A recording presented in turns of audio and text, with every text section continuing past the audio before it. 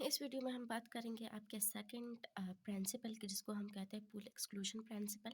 तो इस वाले प्रिंसिपल में हम क्या कहते हैं, ये वाला प्रिंसिपल कहता है कि no two electron in atom having a four quantum number.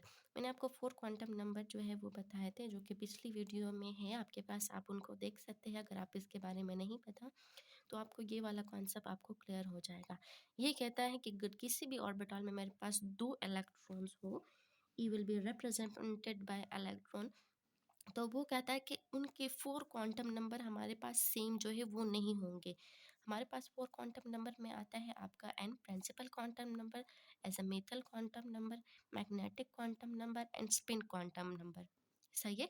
ये डिफरेंट जो है ये मैंने करवाए हैं, आप पिछली वीडियो में इनको चेक कर सकते हैं।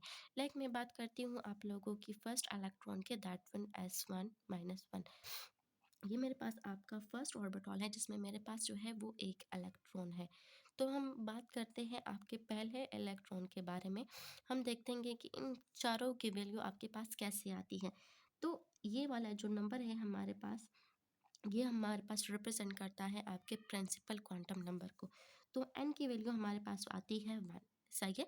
अब एल की वैल्यू, तो एल हमारे पास कैसा आएगा, मैंने आपको पहले भी बता दिया है, अभी भी थोड़ा सा बता देती हूँ।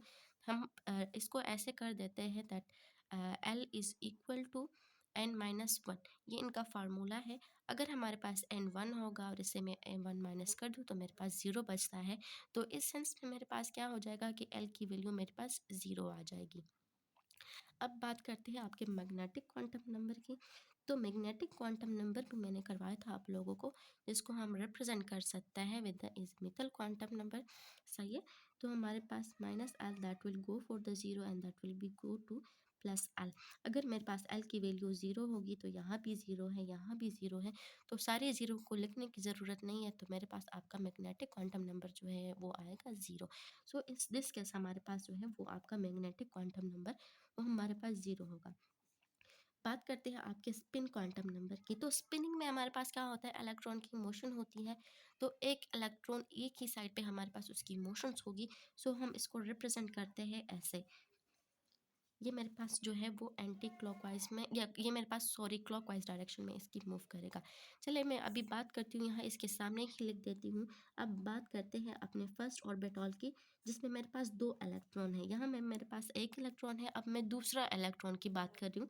इसमें मैंने क्या किया था, दूसरा इलेक्ट्रॉन जो है वो एडिशन की है।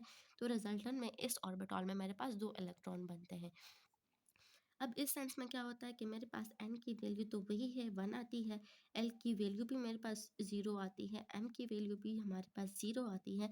जबकि आपका स्पिन क्वांटम नंबर है, इस सेंस में ये क्या करेगा कि ये एंटी क्लॉकवाइज डायरेक्शन में मूव करेगा, जिसमें एरो की जो डायरेक्शन है that will be the downward.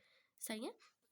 तो हम इससे क्या कर सकते हैं, इससे हम ये कंक्लूजन लेते हैं that in orbital can have a maximum of 2 electron, के हमारे पास किसी भी ऑर्बिटल में जो है हमारे पास दो इलेक्ट्रॉन होंगे and that are in opposite spin.